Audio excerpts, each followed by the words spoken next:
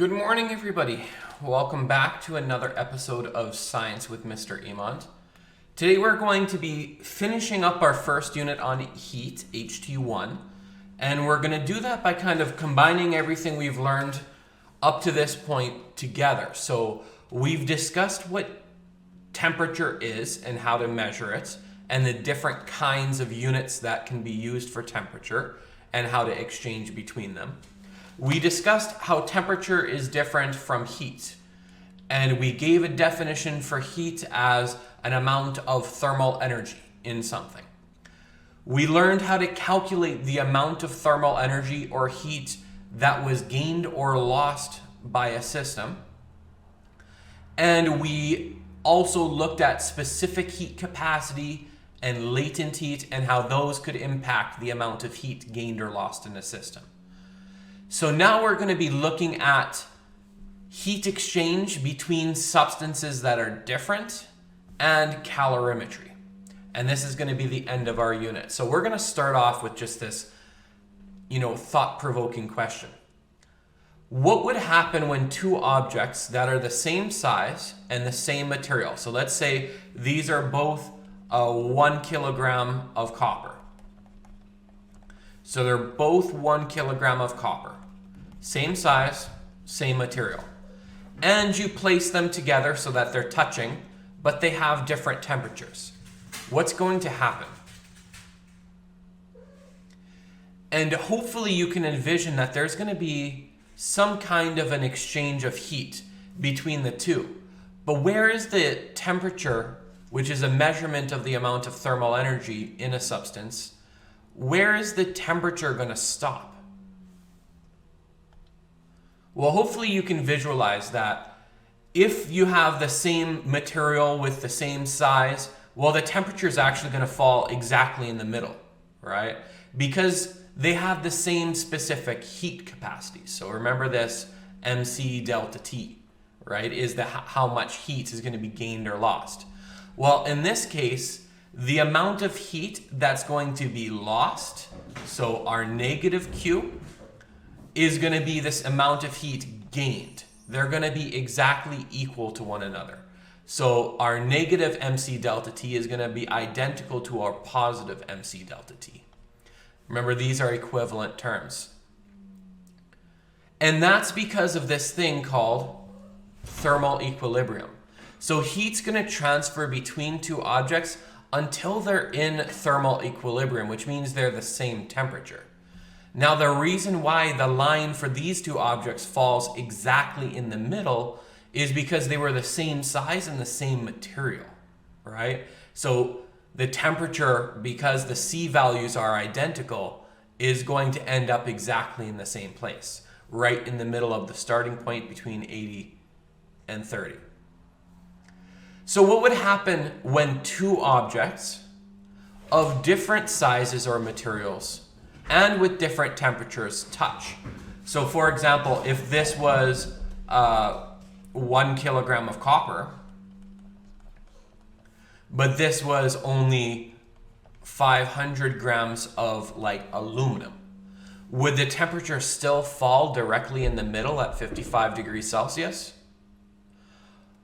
Hopefully you're saying no. And the reason why it won't is because they have different C values. And we're going to be looking at that today. So when two substances at different temperatures are mixed, what we know always is that the amount of heat that's lost by the warmer substance, so whatever amount of heat is lost by the warmer substance, is going to be the same amount of heat that's gained by the cooler substance. And this is assuming that it's a closed system and no heat's going to be lost to the surroundings, which is an assumption that we're going to be making on most of these problems, that heat's not escaping into, for example, if you had a calorimeter filled with water at 21 degrees Celsius and you put in a stone that's 100 degrees Celsius into this water, what would you expect to happen? Well, the stone is going to decrease in temperature from 100 to, I don't know, And the water is going to increase in temperature from 21 to, I don't know, right? But it's going to go up. What we're assuming in this process is that the heat exchange is only between these two objects. But of course, this calorimeter is sitting on a table. And is there going to be a heat exchange between the calorimeter and the table? Yeah. It's also exposed to air. Is there going to be a heat exchange between the air and the calorimeter? Yeah. But in these problems, we're just going to forget all that stuff. Yes, it's happening, but we're going to pretend it's not, because those kind of calculations, especially when you're dealing with calorimeters like we would in this classroom, coffee cup calorimeters, we can't really account for all that stuff. So we're not going to try. Just remember that thermal energy is never lost. It doesn't just disappear. It's just moving around. So whatever is lost by one thing is being gained by something else. All right, let's get some equations going.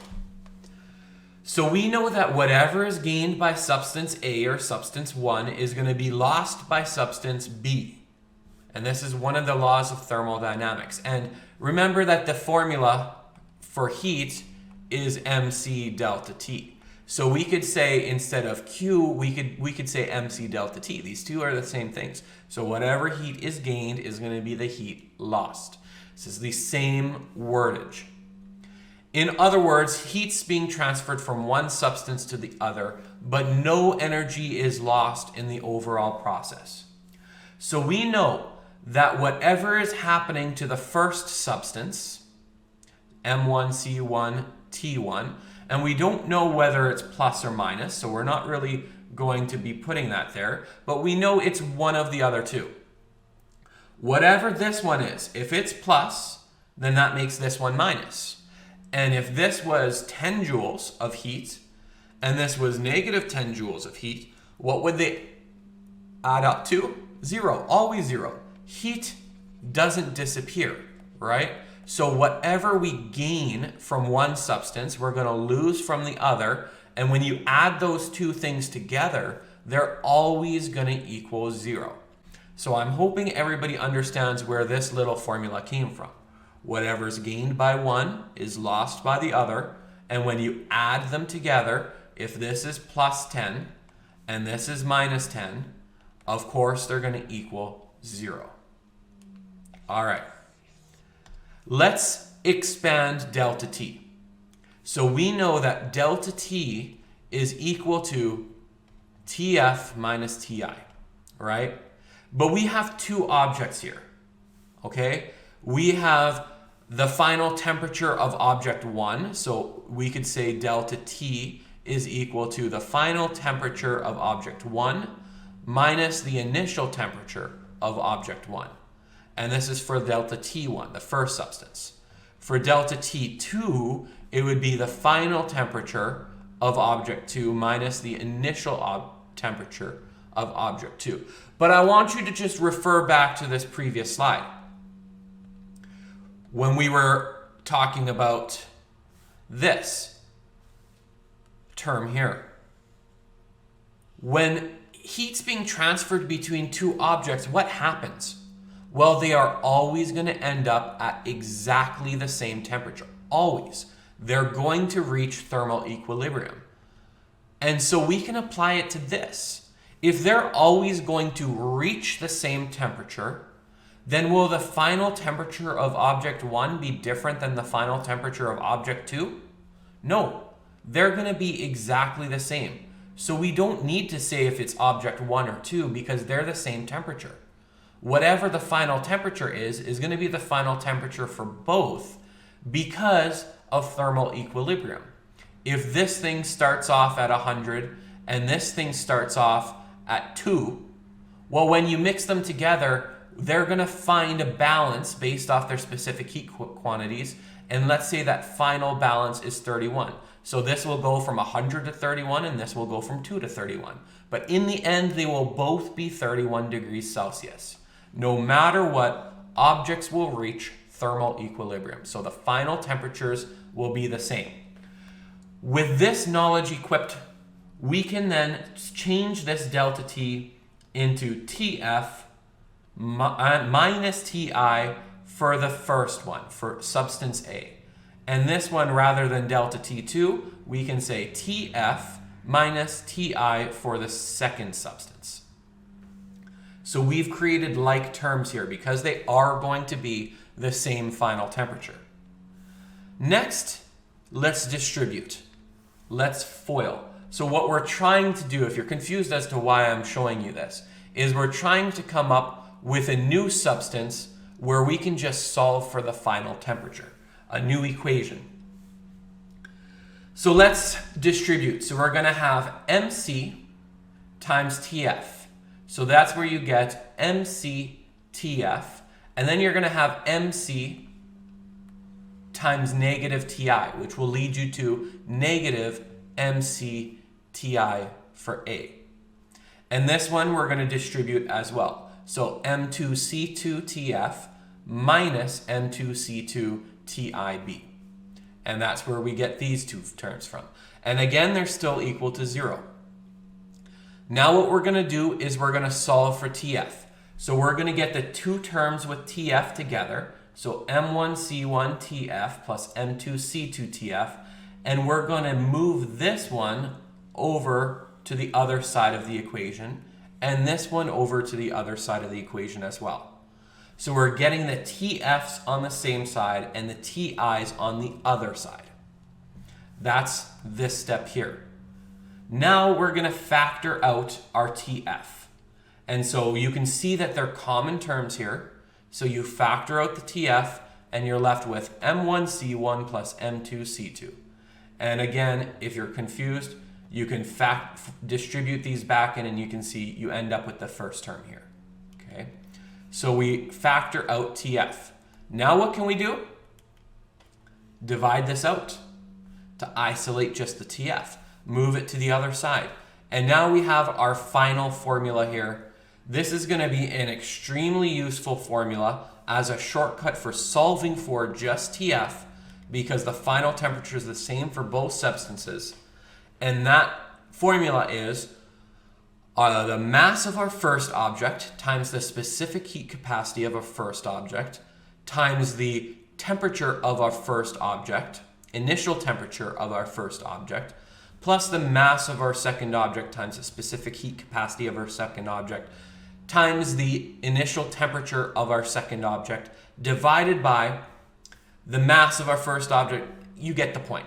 This is our formula. We went from here all the way to here by using algebra skills, and this is going to be so extremely useful. So I really recommend writing this little formula down, and I'll give you a minute to do that.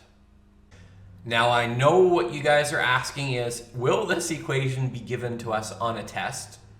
And the answer is yes, of course. I will give you this on a test. Don't worry about that.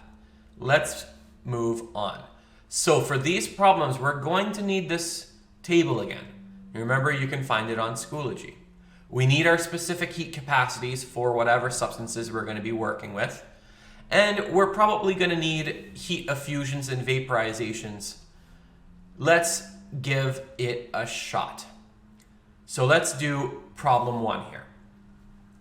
We have a 1 kilogram brass block that is 88 degrees Celsius, and it's placed in 0.44 kilograms of water at 6 degrees Celsius. The final temperature of the water and the brass is 20 degrees Celsius. So we know what their final temperatures. What is the specific heat capacity of the brass block? Okay, so the mass of the first object, which is going to be our brass block, is 1 kilogram. The specific heat capacity of our brass block is what we're trying to find. Delta T for our brass, it's going from 88 degrees Celsius to 20. So this is going to be 20 minus 88, which is negative 68 degrees Celsius. Good. Let's do our other side. Actually, this is, because it's a negative value, that's this one, right? M2. What is the mass of our second object? 0.44 kgs. It is water, so we need to find our specific heat capacity of water. Let's go and find it. Water, and it's a liquid, so 4.18 times 10 to the 3. 4.18 times 10 to the 3 kilograms per joule Celsius, right? Or is it joules per kilogram Celsius? Yeah, it's joules per kilogram Celsius.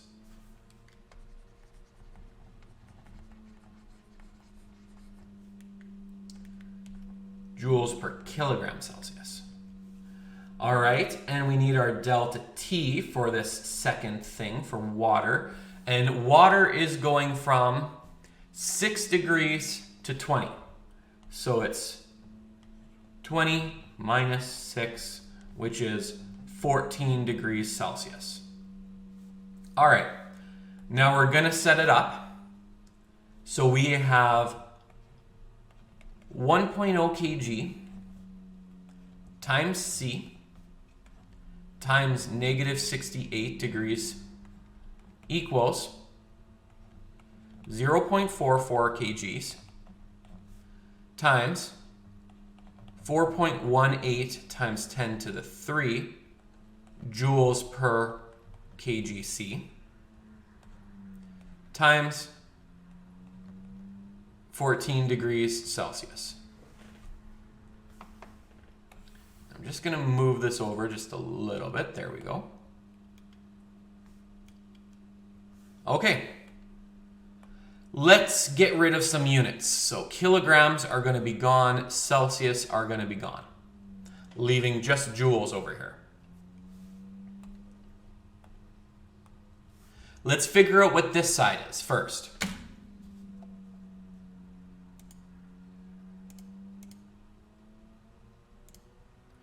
So we have 0.44 multiplied by 4.18 times 10 to the 3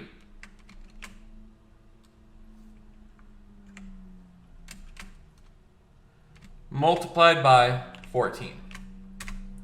And that's that. So that's this side. So we're just going to say, we're going to leave it. We're not going to worry about significant figures right now. We'll do that at the end. And then what are we going to want to do with that number? Well, we're wanting to divide out our 1.0 kgs and our negative 68 degrees Celsius, right? We're wanting to divide them out. So let's do that, because that's going to then cancel these out and move them to the other side. So all we're left with is C. This is joules, and we're dividing it by 1.0 kgs and negative 68 degrees Celsius. Let's take our answer.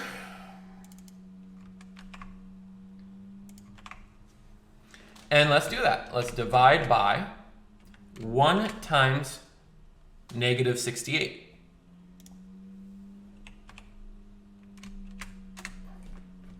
And we've got it. So C is equal to negative 378.659. Why am I writing funny today? 659 joules per kilogram Celsius. Let's look at our units. Is this what we want for specific heat capacity? Yeah, so we know we haven't made a mistake there in our process. We've ended up with the right units. I always kind of do that. Make sure you have the right units. If you don't have the right units, then a mistake was made in your process, right? Let's figure out how many significant figures we were supposed to have. There's 2 here, 2 here, 2, 3, 2. So our final answer should only have 2. So C is going to be equal to negative 3.8, right? We're going to round this up, and it's going to be times 10 to the 2 joules per kilogram Celsius. Okay, that's our final answer. Box it. And I'm hoping you were thinking, hey, that wasn't actually all that bad. All we had to do was read the question, find our given values, remember that the amount of heat gained is going to be equal to the amount of heat lost, plug it in, and solve for C. Easy. Let's try another one. Actually, no, yeah, we'll do this together again. So TF equals this stuff. Okay, let's figure out what we know. We're trying to find the final temperature, right? Find the final temperature. And I knew that because I put this formula here, so I kind of cheated a little bit. But I'm looking for the final temperature. So I'm going to use my shortcut. This is what we were doing in the previous slides, finding this little shortcut. Let's see if we have all the missing pieces. So we have our mass of the first object, which is the block of zinc, okay? So the first object is zinc. So the mass of the first object is 0.0400 kg. And it's at 115 degrees Celsius when it's placed in the water. So that's going to be our T1 is 115 degrees Celsius. And it's placed in 0.5 kgs of water. So that's the mass of the second thing. 0.500 kgs of water. So I'll put 2 is water. At 15 degrees Celsius. So T1 of water is 15 degrees Celsius. So it looks like we have 3 sig figs for water this time, for temperature. If the specific heat of zinc, if the specific heat of zinc is 388 joules per kilogram Celsius, find the final temperature of the mixture. So we know what the specific heat of water is too, right? We just did it. It's 4.18 times 10 to the 3 joules per kilogram Celsius. So let's see what we have. Do we have M1? Yep. Do we have M2? Yep. Do we have C1? Yep. C2? Yep. M2? Yep. T initial? Yep. We have everything, okay? And so that's where this becomes the shortcut, right? If you're only finding final temperature, then you should have everything. And if you start off with this formula, you just plug it in. Plug and go. So let's do that. So we need mass of 1, so 0.0400 kg, times the specific heat, 388 joules per kgc, times the initial temperature of the of the first object. We're going to need more space, so I'm going to move this over.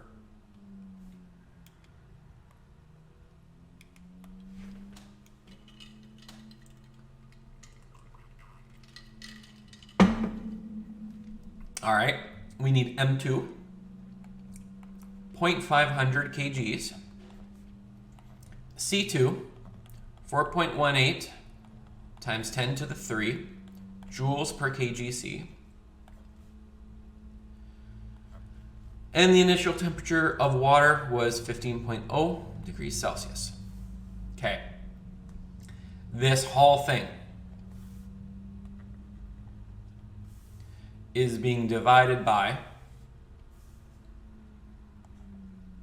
M1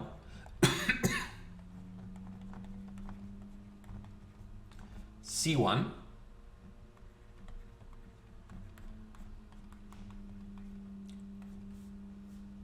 plus M2 C2.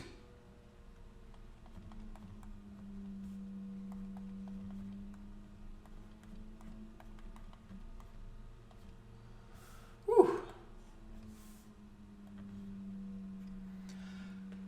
That's a lot of writing. All right, let's do our unit analysis here. Kilograms will cancel out, Celsius will cancel out, leaving us with just joules here. Kilograms and Celsius cancel out there, joules there. So this will be joules plus joules. Here, kilograms cancel out, leaving us with joules per Celsius. Kilograms cancel out, joules per Celsius. All right, let's do step 1. I guess that was step 1. Let's do step 2.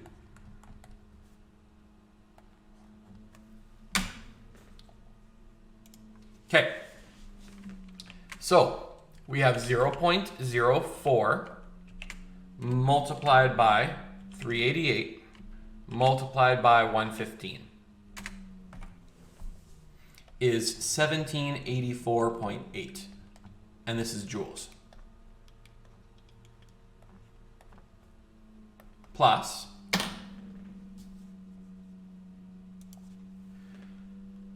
0.5 times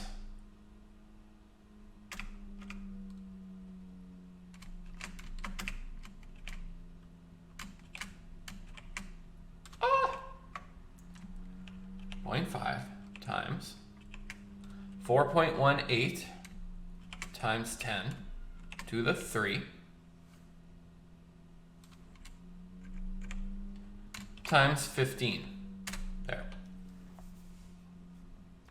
31,350 joules divided by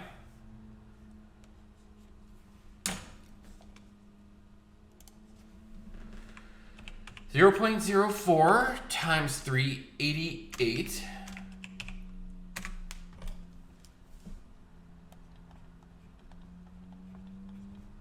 and this is joules per Celsius.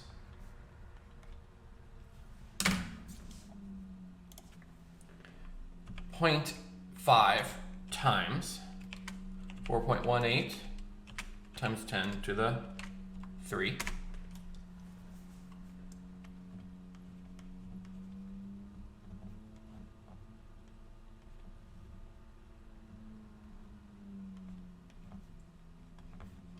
Okay.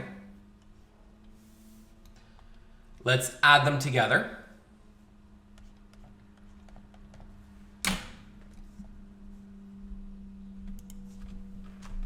So we have 1784.8 plus 31,350.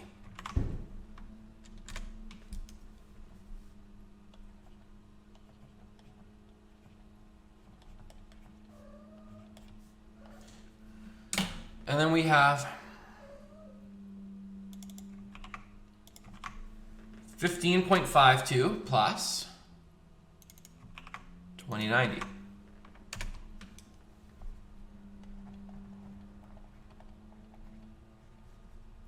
And this is joules per Celsius. Okay, let's do our unit analysis again. Joules per joule are going to cancel out. So this is going to make this Celsius come on top.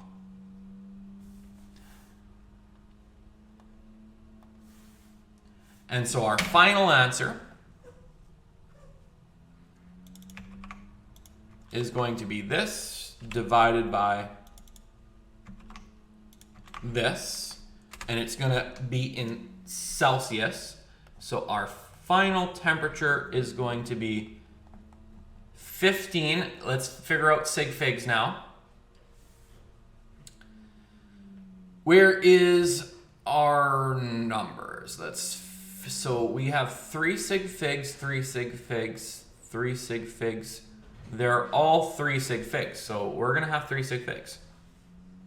So 15.7 degrees Celsius is our final temperature. Interesting, isn't it? Because the initial temperature of the water was 15 and the initial temperature of the zinc was 115, and you probably would have guessed that that temperature of the water was going to increase way more than 0.7 degrees Celsius. But no, it does not. And why does it not? Because look at how small the specific heat capacity of the zinc is compared to the water. That's why. Okay, perfect. Well, it's your turn. Your question is, 1 kilogram of water at 100 degrees Celsius is being mixed with 2 kilograms of water at 20 degrees Celsius. What's the final temperature of the mixture? So for those of you on YouTube, go ahead and pause the video, work out the problem, and when you're done, come on back to us and we'll show you the solution. See you soon. All right, for those of you on YouTube, welcome back. We have the solution for you. So we just started off by taking note of all the things we know. So we know the mass, initial temperature, and specific heat capacity of our water, and the mass, initial temperature, and specific heat capacity of our water. I mean, they're both water, but they're starting off at different temperatures and have different weights. And what we're looking for is the final temperature. So now it becomes kind of an easy problem where we use this formula here, and we just substitute all the values that we know, which is all of them. So you just input your numbers in here, you cancel out your units. So with this little portion, we're just gonna have joules, and that'll equal 418,000. For this little portion here, this will equal joules again. And when you put it in your calculator, it's 167,200. Then you have your M1C1 and your M2C2 over here. And that'll be 4180 joules per Celsius and 8360 joules per Celsius. You're going to combine your like terms. So we'll have 585,200 divided by 12,540. The joules cancel out and the Celsius comes on top because it's going to be in your denominator 1 over Celsius. Well, that means it becomes the numerator of your overall problem, right? And that's just a math skill, knowing that that's what happens. So when you do this division, you get 46.6667 degrees Celsius. We can only have two significant figures, so it's 47 degrees Celsius. Let's move on. Let's look at calorimeters. So calorimeters are special containers. And so if we were in a class, we probably would have done a calorimeter experiment using just basic kind of coffee cup calorimeters. And what you do is it's a special container that you use to measure the exchange of heat when substances are mixed. So you have inside your calorimeter some water, and the water is probably going to be at room temperature. So you take the temperature of the water and the styrofoam cup, and that's going to be your initial temperature of the water on the inside. Then in a beaker over here, we put a beaker full of hot water, we boil it to 100 degrees Celsius, and then we put in something that we want to measure, like maybe a coin. Right? We put in a coin and we heat it up in the water, and over time what's going to happen? Well, it's going to reach the same temperature as the water. So the coin will be 100 degrees Celsius. Then we take this super hot coin and we put it in the calorimeter, and we see what happens to the temperature of the water. So the heat's going to transfer from the coin to the water, and we see what's going to happen. So there's a good video that I kind of want to watch here. For those of you on YouTube, click this link up here to watch the video. Okay. Hopefully that helped kind of see what we're doing with calorimetry and kind of review some of the concepts that we already talked about today in class. Let's try our last practice problem.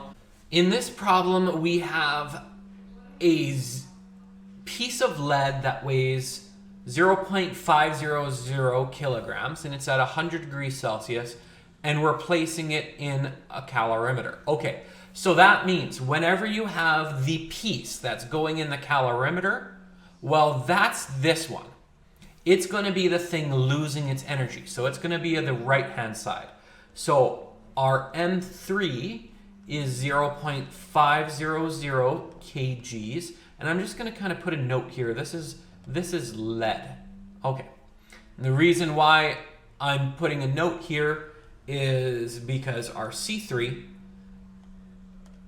this is what we're trying to find. Find the specific heat of the lead. Okay? So we're finding C3. So we're finding this one right here, which means we must know delta T.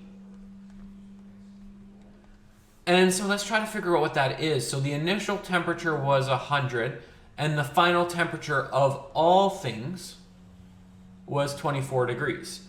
So our final temperature was 24 degrees Celsius. Our initial temperature was 100 degrees Celsius, which means 24 minus 100, I believe, yeah. That is negative 76 degrees Celsius. Good. Let's look at our other things. So now it doesn't matter what you call M1 and M2. It really only matters what's M3. So M1 is going to be whatever we read next. 0.2 kgs of water. Okay, so M1 is going to be our water. So we have 0.200 kgs, and this is our water. Now, C1 must correspond with that weight. So this is water, the specific heat capacity. I'm guessing you probably, like me, have it memorized by now. We've written it down enough. It's 4.18 times 10 to the 3 joules per kilogram Celsius. And our change in temperature for the water, let's see, it started off at 20 degrees, it ended at 24. So final temperature, 24 degrees Celsius, started at 20 degrees Celsius. That is a 4 degrees Celsius change in temperature. All right, if the water is our M1, that means our calorimeter is M2. So placing it in an aluminum calorimeter that has a mass of 0.4 kilograms. So 0.4 kilograms. And this is our, what is it? Aluminum? Did I read? Aluminum calorimeter. Yeah. All right. So this is a aluminum calorimeter. Now, we haven't really read the problem fully, so I don't know if they gave us C2. No, they didn't give us that, but that's okay because we have it in our chart. So if we go back, aluminum calorimeter, so specific heat capacity, 9 times 10 to the 2. Let's go back to our problem.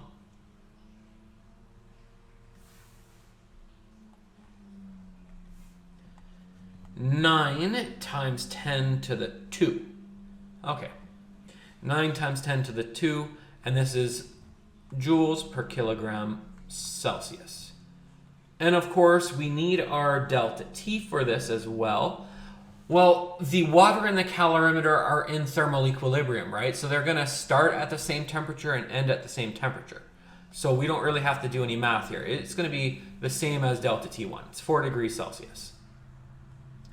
And that's everything that we need. So now we're just going to go ahead and start plugging things in. So our M1 is 0.200 kgs.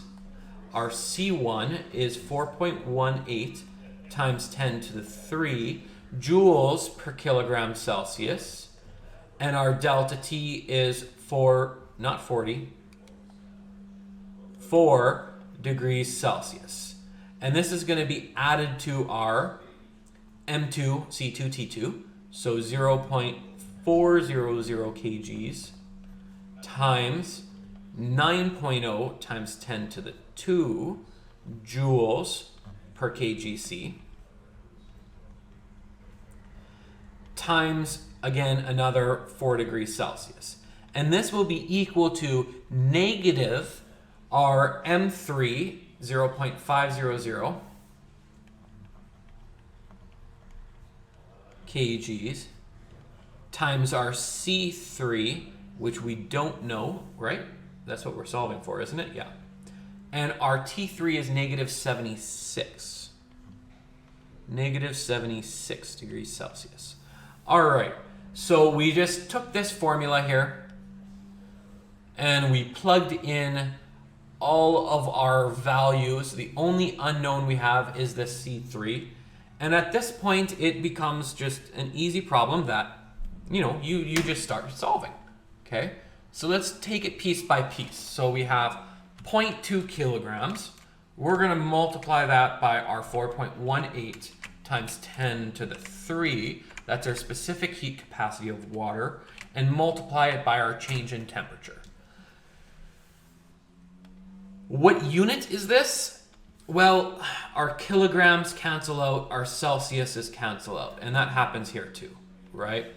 There's no canceling out here. In fact, there's a combination of units going on.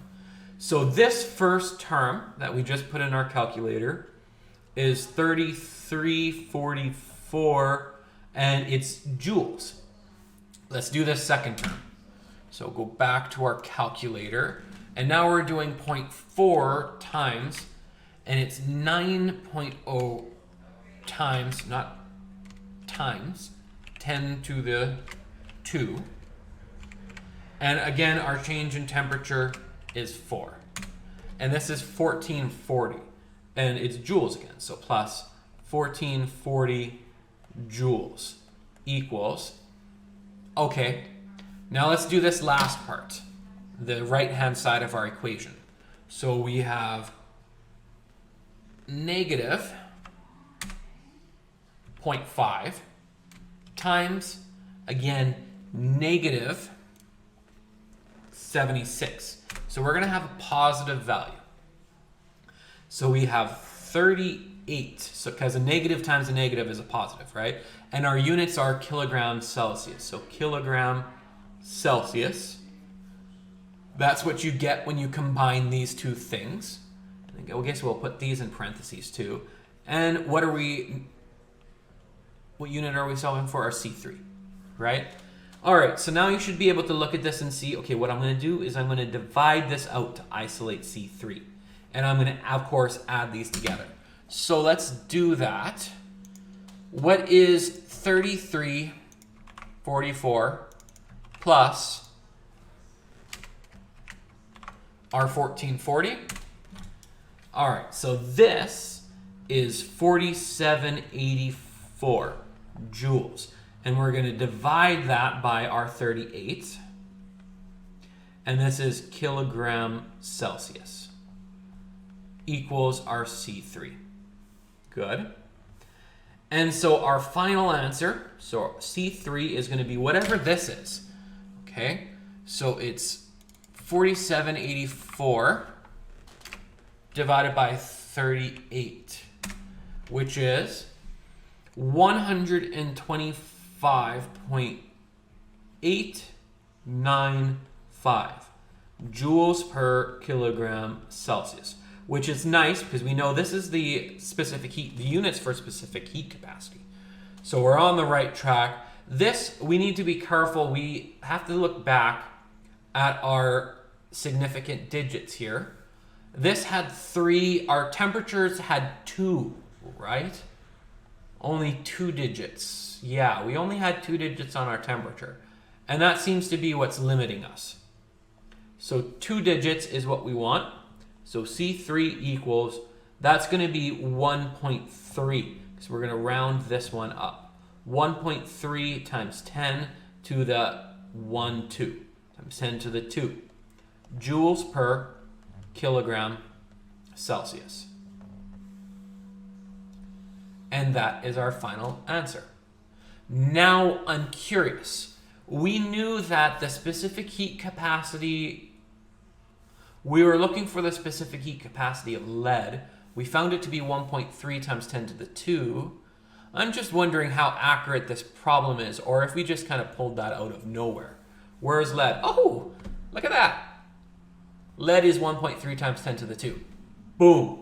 So we found it. If we didn't have it, we could have apparently solved for it with this problem.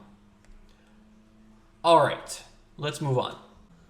Okay, so it's your turn. We're being asked a 0.100 kilogram piece of metal is heated to 480 degrees Celsius, and then is quickly placed in a 0.250 kg of water at 20 degrees Celsius, which is in a calorimeter, an aluminum calorimeter that weighs 0.2 kgs. The final temperature of all the things, because of thermal equilibrium, is going to be 36 degrees Celsius. And we're looking for the specific heat capacity of the metal piece. And it's an unknown metal, right? We don't know what it is. It's just metal. And so we can't really look up the specific heat capacity of an unknown metal. But we do know the specific heat capacity of water, and we do know the specific heat capacity of aluminum, which is what's going to be on this side of your equation. So go ahead and give this a shot, and when you're done, come on back and check your solution. See you soon. All right, for those of you on YouTube, welcome back. We have the solution for you. So of course, the first thing you want to do is start gathering your information. So we know our mass of water and the specific heat capacity of water, and of course the change in temperature of water. We know the mass of our calorimeter, the specific heat capacity of aluminum, which is what our calorimeter is made out of. And of course, the change in temperature is the same as the change of temperature of water because they're in thermal equilibrium with one another. We know our mass of our unknown metal. We know our change in temperature of the unknown metal by doing what was its final temperature, 36 degrees, and what it started off as, 480 degrees. So we have our change in temperature. And what we're looking for is our specific heat capacity of this unknown metal. Now, you just plug it into your formula. So the formula we're using is this one. M1C1 delta T plus M2C1 delta T2 equals negative M3C3 delta T3. All right, so we plug all our known values in. We're going to do some elimination of our units. So these first two terms are just going to be joules. And when you plug them into your calculator, if I scroll up here, you can see our first term was 16,720. Our second term was 2880. Okay. Then we have this. So negative our mass times our temperature, which is also negative. Now, a negative times a negative will net you a positive, right? So you have 44.4 kilogram Celsius. And this is our unknown. So I multiplied these two terms together. Now we're going to divide this one out to the other side. So first, let's do the 16,720 plus 2880. That's 19,600 joules. We're going to divide it by our right-hand side to equal our unknown. And when we do that in our calculator, scroll down on our calculator here so you can see. When you do that in your calculator, you get 441.441 joules per kilogram Celsius. Now, of course, our temperatures only had two significant two significant digits or figures. So we are going to say that there is 4.4, putting our decimal place here, times 10 to the 2 joules per kilogram Celsius. Now, something you can do is try to figure out what this unknown metal is. 4.4 times 10 to the 2. Let's go back to our chart. Is there anything similar to that? 4.4 times 10 to the 2?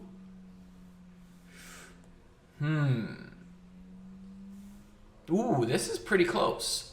So we could say that this unknown substance, based off our calculations, may in fact be iron. That would be a good estimate. And I think we're done for the day. And that means we're done for the unit. So, thank you for watching this unit, and we'll see you next time. Hey everybody, you can like, follow, and subscribe to my social medias right here to get notifications as soon as new content is uploaded. This video concludes our learning unit. You can find the playlist this video was in right here and click here for the next unit that we'll be covering. Thanks for watching and keep learning, everybody. Bye-bye.